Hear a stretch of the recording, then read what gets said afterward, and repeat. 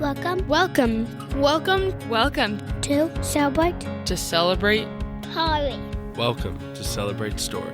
With my mom. My mom. With my mom. With my mom. With my wife. Julie Wagner.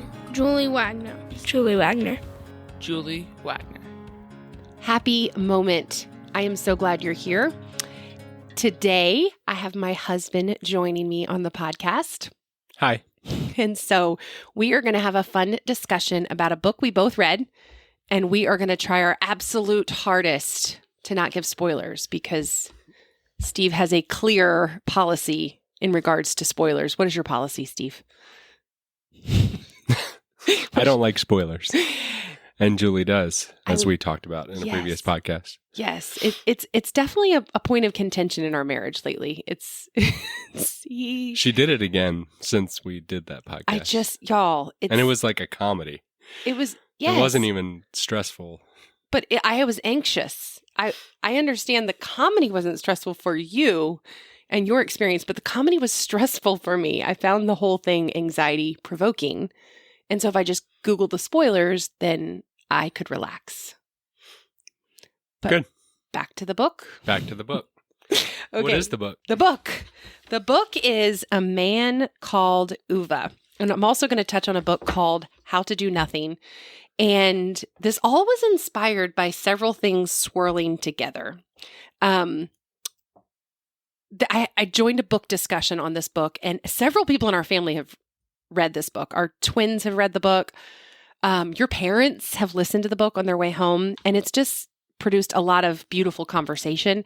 And yet here I am. I found myself with more to say still, which is quite surprising to you, right? Yes. Yes, it is. And if you're looking for that book, I'll link it in the show notes, but it is Uva is O-V-E, which most people pronounce Ove. I happened to listen to the book, so I got the privilege of hearing it pronounced Uva. And you have a love for things done correctly, yes. So you made sure that we all pronounced it correctly. Yes. Okay, so we're just going to talk about some of the themes that were brought up in the book, because I thought it was so many important themes, and it actually bridges beautifully into the last few episodes of this season. Season 1 is going to be wrapping up in a few episodes here on Celebrate Story. And the last few episodes we're all doing around a theme of mental health. And this book touches on that. So it was like this perfect setup to like the closing few podcasts of season 1. So, okay. So my first question, Steve, because the thing I loved about this book is this book was one gigantic, compassionate backstory.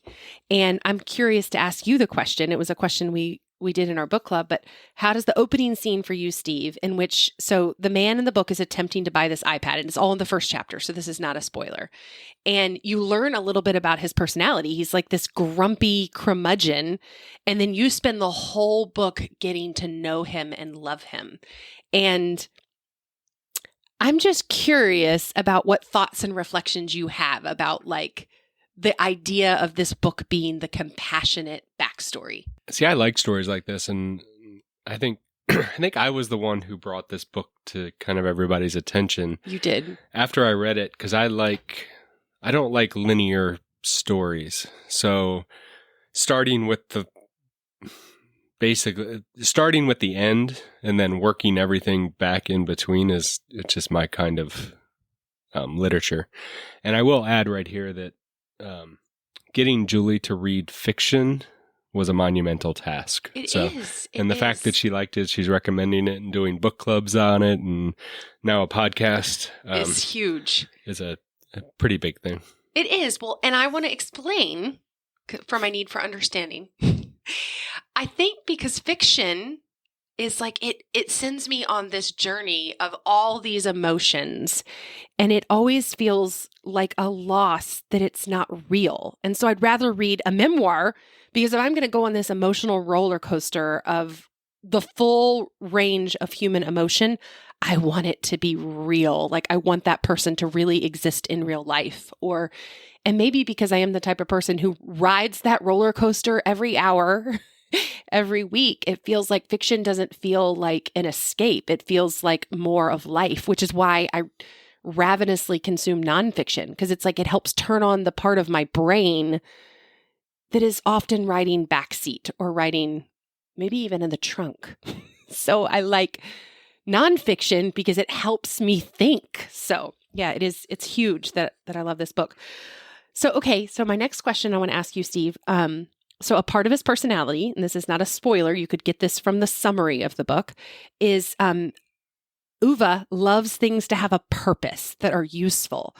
And this worldview he has fails him when he believes himself to be useless. And I just want to talk about that for a little bit because I think that's such an interesting point. And I marry that in my brain with last spring, I read this book, How to Do Nothing, because I really, really struggle sitting still and sitting in the silence until it silences me. And I think this is just such a needed discussion because I don't remember where I read it, but I remember someone referencing that, like, if we're not producing or consuming, we struggle to stay still as a culture. And this person was linking it to like a capitalist mentality. We've got to either be producing or we've got to be consuming. And we struggle with that space of doing nothing. And then it made me think about like some of the gifts of community are literally having people to do nothing with, and how I struggle in that space. And I don't know, it brought up so many ideas, and it was like I was starving to have the conversation about like this pull to always being useful inside of us, and curious how other people experience that. Like, is that something in you? Like, or as a 9 on the Enneagram, like you seem less prone to this like never ending producing and consuming pull. I'm curious. I would love to hear your thoughts on those ideas. Maybe a little less, but I I understand the concept of you hear people who retire and kind of don't do anything age quicker. You know, it's you have to stay busy, you have to keep doing things to keep, I don't know. But for me, I just think we're busy enough that I don't even understand doing nothing at this point. That is true. That is true. With 8 children, there really isn't. It's really kind of laughable to like read a book on how to do nothing when you have 8 children. Yeah. I think what I am getting at, what I'm clawing at is I think I equate doing and usefulness with worth. But which you flipped it when you said, you know, we want to stay busy and our usefulness is tied to our sense of purpose. It's like there's got to be a balance. I know, like there's a time to be useful and there's a time to sit still. But it makes me think of that tree, I love the story of the tree. In the book, How to Do Nothing, they told a story of there's a tree that the only one surviving in California of its kind. It's 500 years old and all the other ones have been cut down. And part of the reason that it has survived is that it's kind of in such a gnarly, twisted shape that it wasn't of much use for carpenters.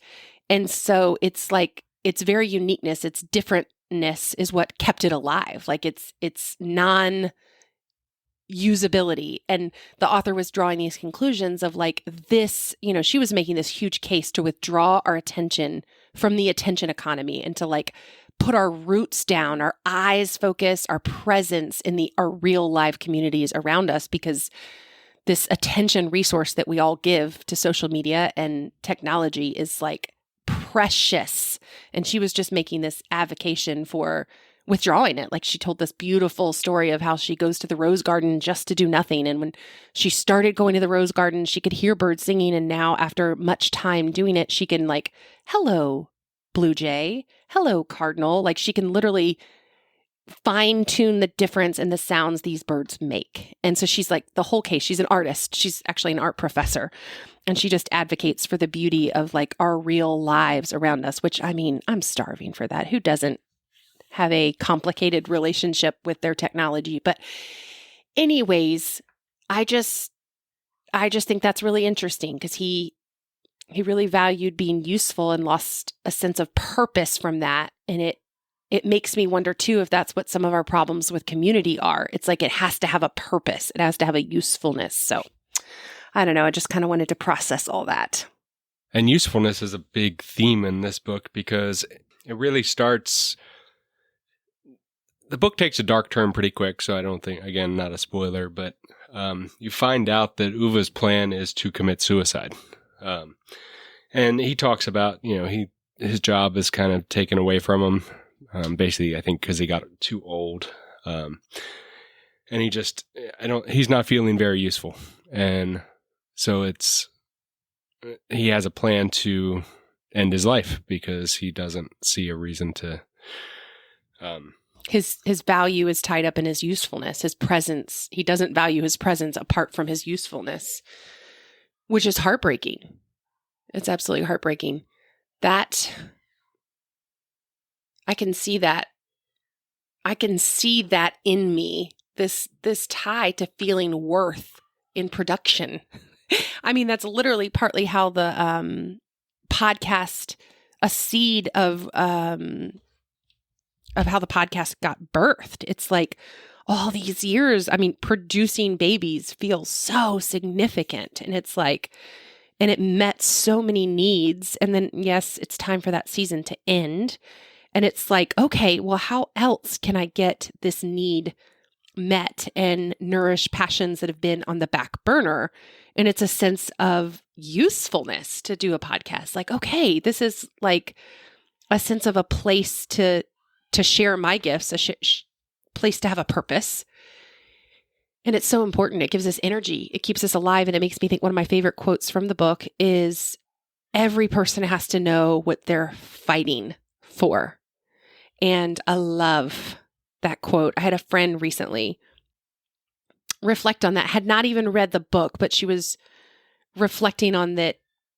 She actually has one son who is battling a really, really hard health situation and just on this healing journey. And she referenced, people would typically, say, okay, he's bad, he's fighting for his life. But she referenced that she said, all of my children are fighting for their lives. And this has turned around in my head so many times. I'm like, it's so true. It's something that isn't talked about a lot, but it's like, whether we admit it consciously or not, we're all fighting for our lives in some way, shape, or form. And I think oftentimes this usefulness factor, this purpose factor, whether it's met or unmet, can be the source of a lot to dig into. I'm curious how, Steve, you at 7 years old, you were touched and kind of grew up fast at 7 years old. I'm stumbling over all my words. I've asked Steve if I could ask this ahead of time, but I'm just curious. You've had personal experience with death by suicide in your life. I'm curious. You probably read this book with a different lens than I do because I have not had that I did have that direct encounter on the way home the other night. You did. That was really sad. Zane and I were driving home from, where were we leaving? I guess I picked him up from work, and there was a woman on a bridge in distress. The police ended up coming, and she was, if she wasn't trying to take her own life, I don't know what other explanation it could be. And there's like 3 of us cars that pulled over, and thankfully the police came, and it was so sobering, just how many people are hurting and how many people are suffering. Anyways, that story aside, I know you read this book with a different lens because this is, I don't know. I'm just curious if you have any reflections or thought on that. I do. And I think one of the things I liked about the book is because I think this book and Frederick Brockman he's the author, has another book called Anxious People, which also touches on suicide. Just kind of gives a window into what somebody might be thinking.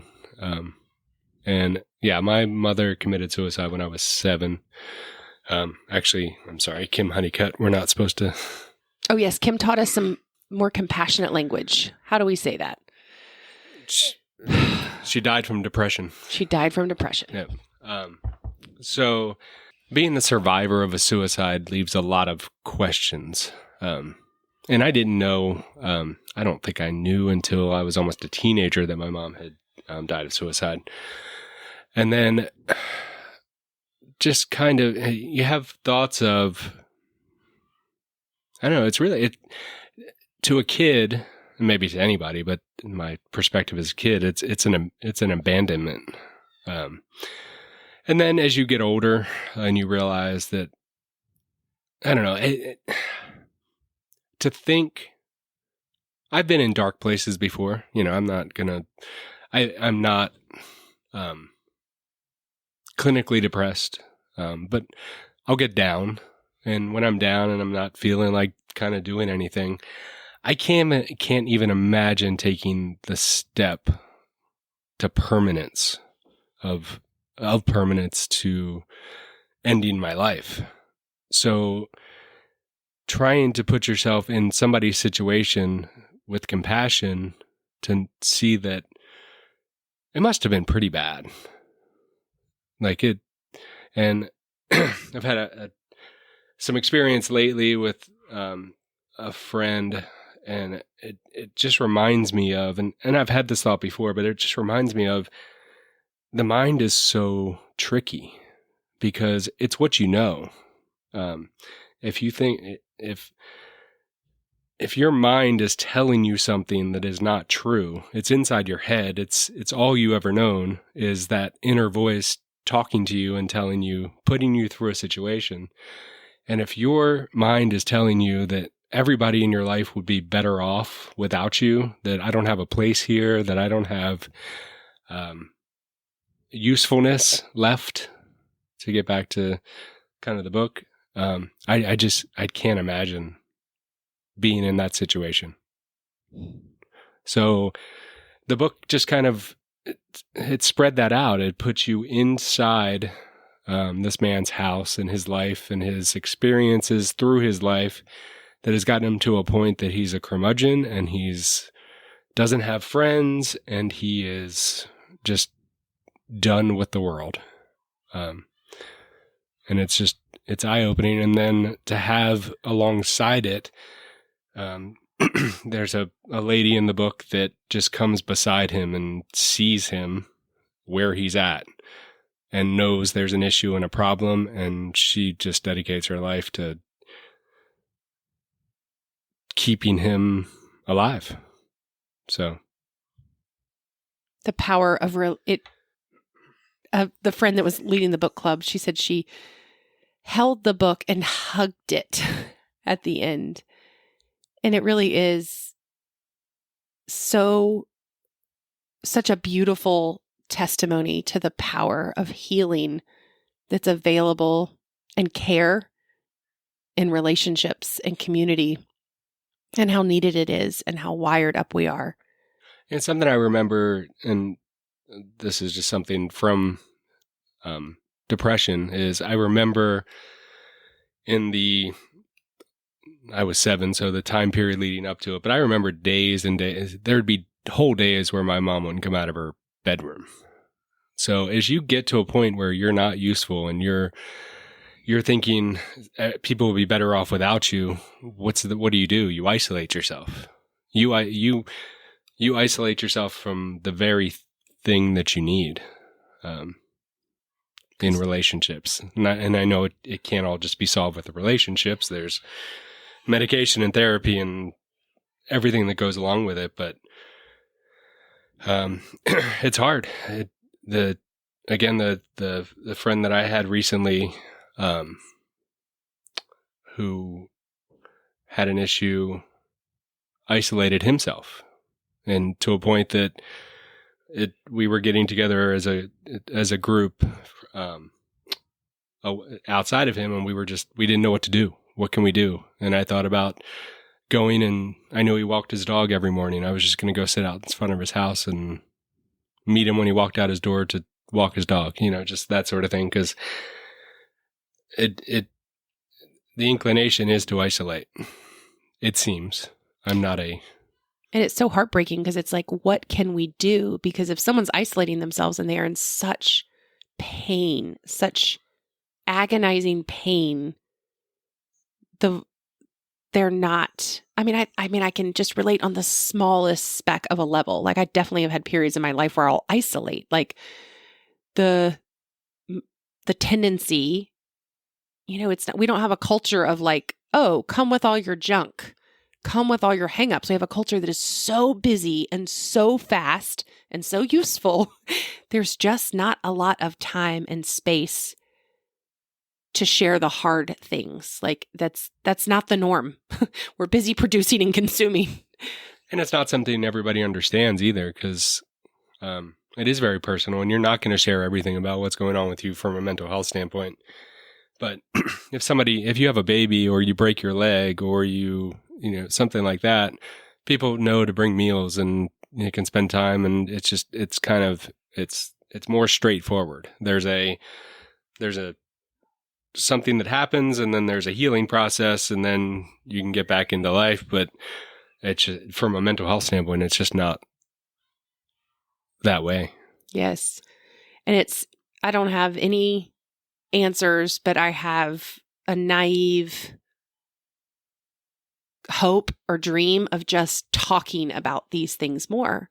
I think the thing I love about ICU Talks, that is something that Steve and I have been doing, and actually something I'll be speaking at in March. It's the whole intention is to end the stigma with mental health. Like, it's so important. Like, there's so many people that struggle silently, and I have a microphone, and I think I myself don't even quite own the times I've struggled with anxiety and depression out loud.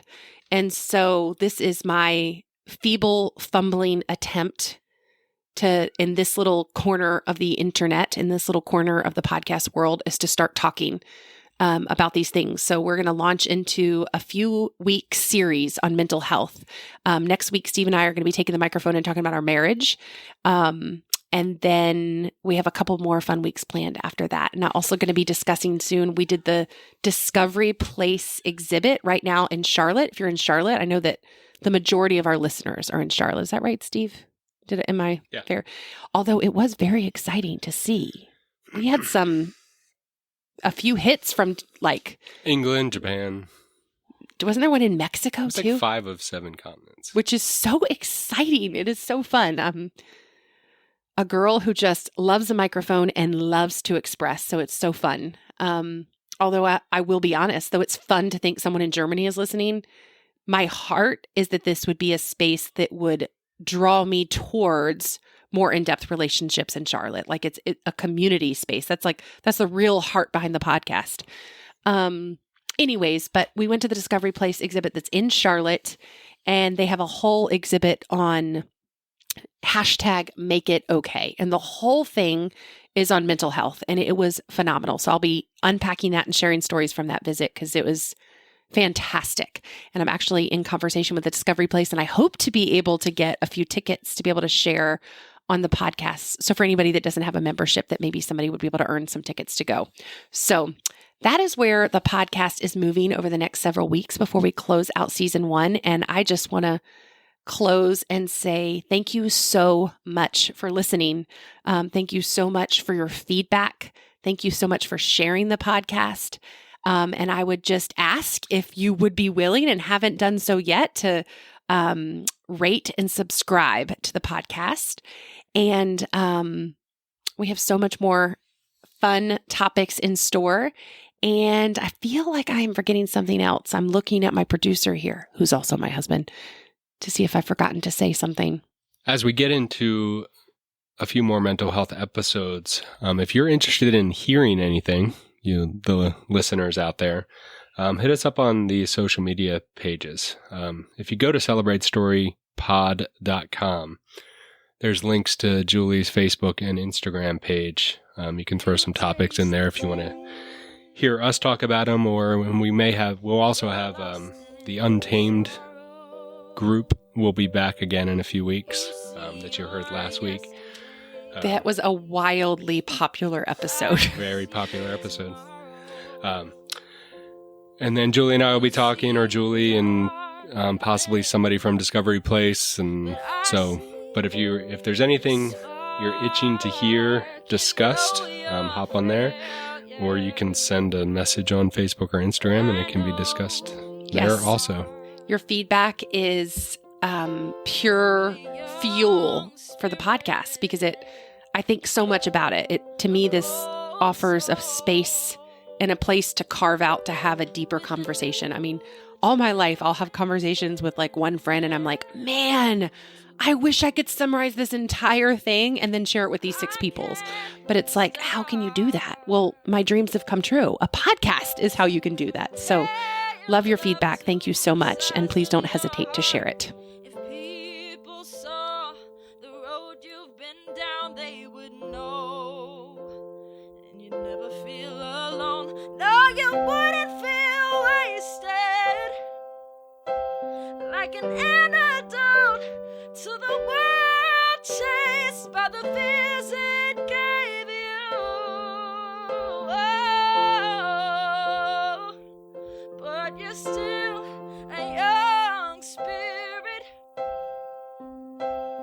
an